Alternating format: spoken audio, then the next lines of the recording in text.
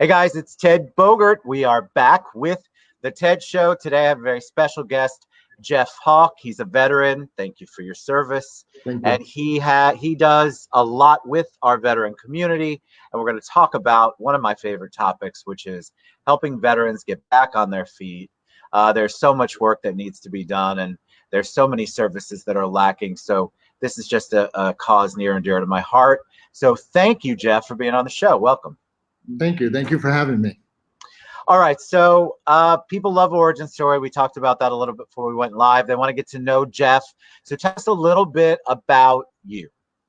I was born in Virginia, spent a good chunk of my life between Kentucky and Florida. And then, right out of high school, I joined the military, where I met my wife, who I'm currently married to. We met in Iraq. And I did about 10 years until I was deemed not mission capable anymore after suffering combat wounds. So I came home, retired, and we moved here to Florida and continue to serve our community. And so what was that like? I'm assuming that the motivation from this obviously comes from personal experience of trying to maneuver through the system, trying to figure out how to transition from a full 10 years of military life, which is as many times as you say it out loud, people still don't understand it's completely different, to civilian life. It's a different world here. And that just because you have an amazing talent in the military, it's very difficult for the corporate world to figure out how to translate that. So tell us a little bit about your journey. So, it is a very hard journey to transition from something, you're used to getting up every day at a certain time. Okay, you've got PT formation at 6 o'clock. You got to salute the flag when they raise it in the morning. And then, you're constantly training for the combat zone. I mean, we train to fight. We train to do our jobs. And then when you're retired, all of a sudden, it's where do you go?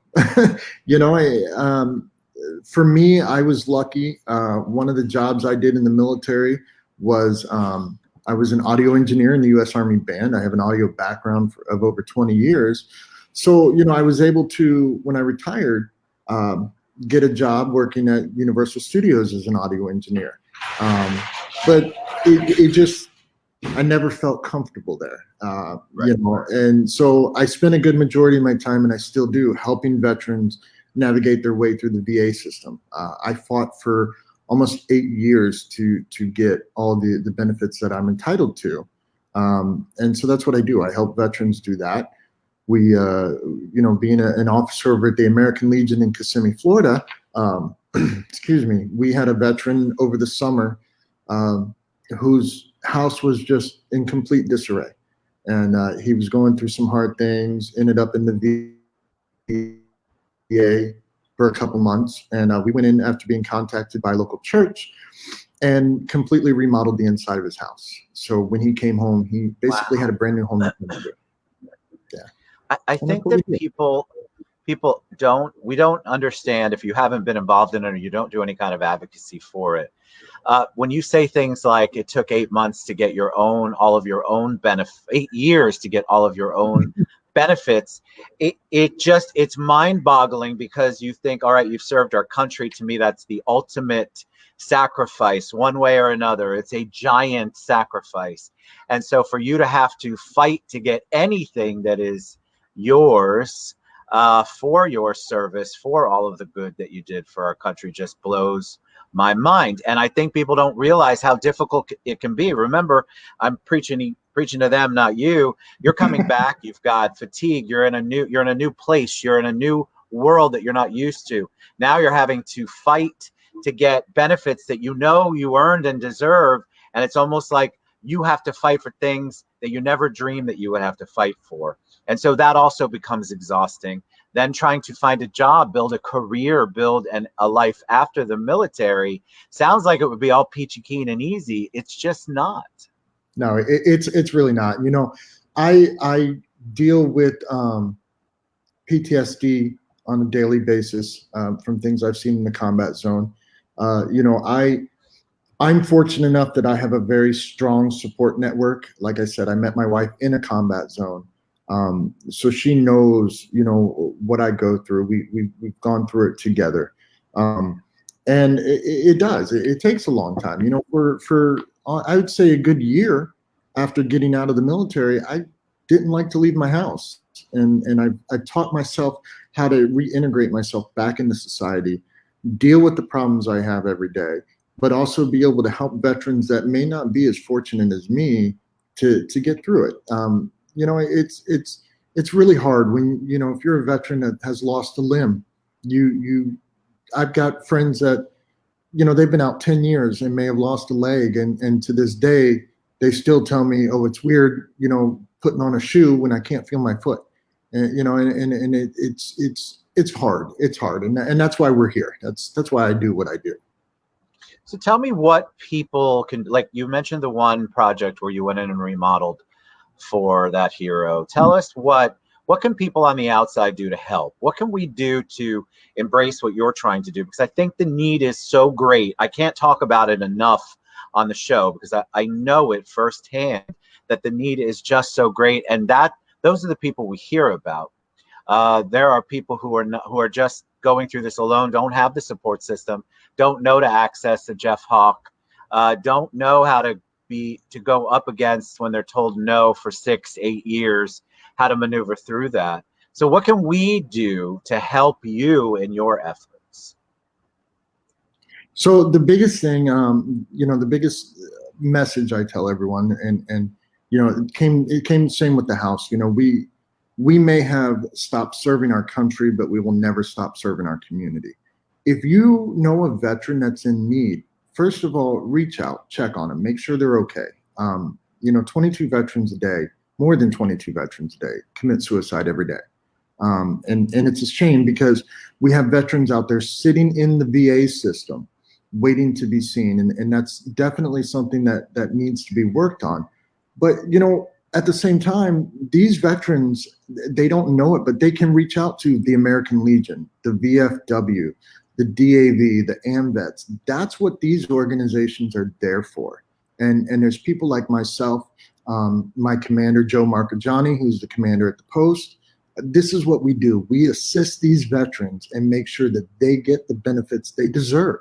Because you're right, you would think after serving your country, you get hurt, you come out, you retire, oh, here's all your benefits. No, it doesn't work that way. We have to prove ourselves to doctors all the time.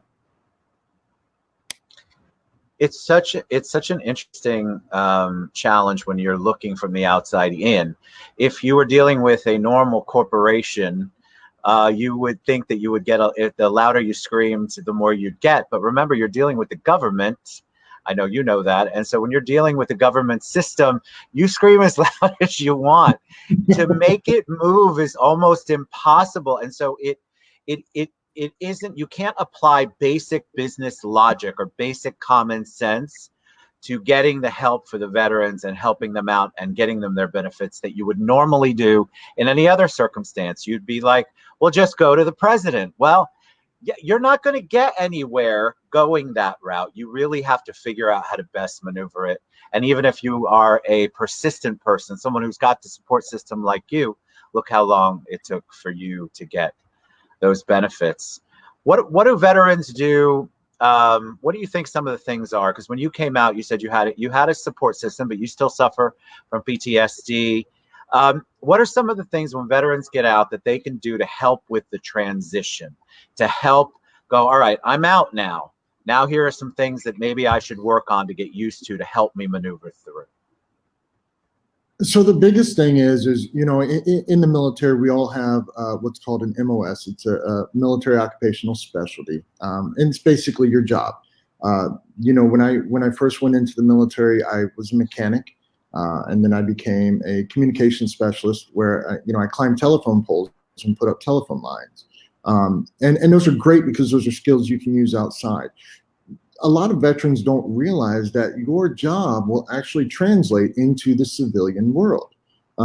They do have programs through the VA called VOC Rehab.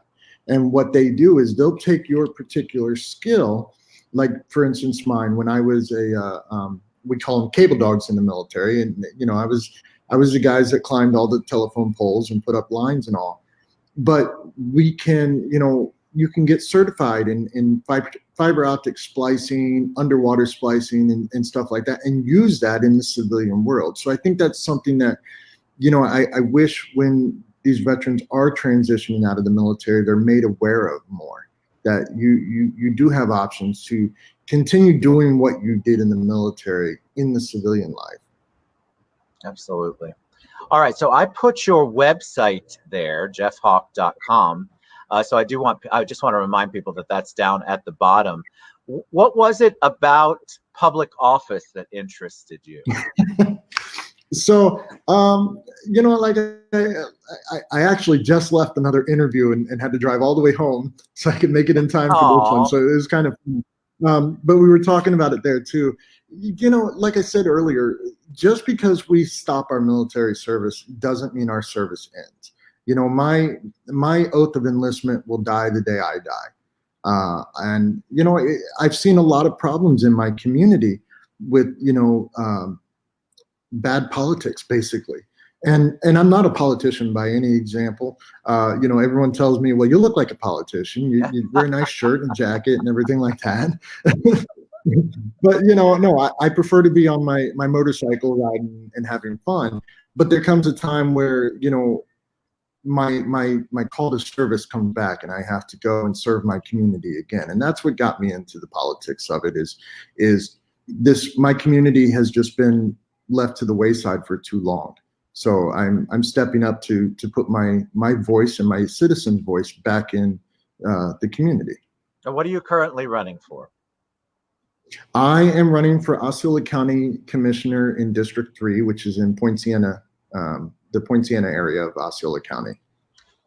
I always like to ask this too. When anybody's taking on that challenge or that need, or they have a want to be involved in the community, when they get to the public office level, that's a whole different thing. So what made you choose county commission as kind of a starting point for that? Was there a reason? Do you feel like that you could make a bigger impact starting there?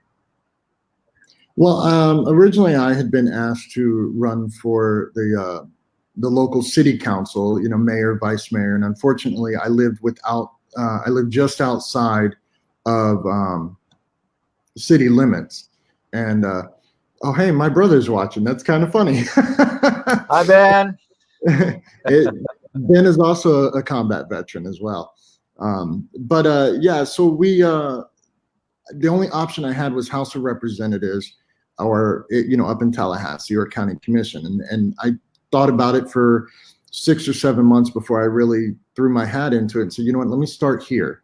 And my wife said, it ends here, but you never know. I might eventually run for House of Representatives and see where it goes, but everyone's got to start somewhere. But I do feel at a county commission seat, I can do a lot more for my community than I would be at a city level. I think it's just so important whenever you feel that call on your heart and you want to do more. The challenges, like you've probably experienced, running for public office is no walk in the park. It's definitely got its challenges. So big kudos for you for taking the risk and getting out there and wanting to do more. All right. So what's the best way for people to reach you? What if they want to get involved? If they want to help veterans? What if they have a project or a vet that they'd love to put you in touch with? So they can reach me on my cell phone. It's 407-744-5714. They can reach me on my website, jeffhawk.com. Obviously, it is my campaign page, but my cell phone number is on there. My email address is on there. And, just like Ben can tell you and any of the veterans that I served with, my phone is on 24 hours a day. If you are a veteran and you need someone to talk to, even if it's 2 a.m, call me. I will get a cup of coffee and go sit out back, and I will talk to you until you're done talking. And and that's beautiful, because a lot of times they don't have the support system you were talking about, or if they do, they don't have a spouse or significant other who was in the same sort of scenario as them. And so that also creates a different thing. You can have the best support system in the world, but if they don't have a concept of what you went through, it can be a challenge for that relationship. I want to, Correct. Eileen Skates put a giant little wonderful post on there just saying big kudos and how much they fight for our veterans. Thank you, Eileen, for that. We appreciate you. And honestly, if there's a vet out there that has a business that wants to promote it here, that has a project that wants to promote it here, please, you are always welcome on the TED Show. We'll promote your business. All you have to do is reach out to me and we'll get you all set up. Jeff, thank you for all you do in your community.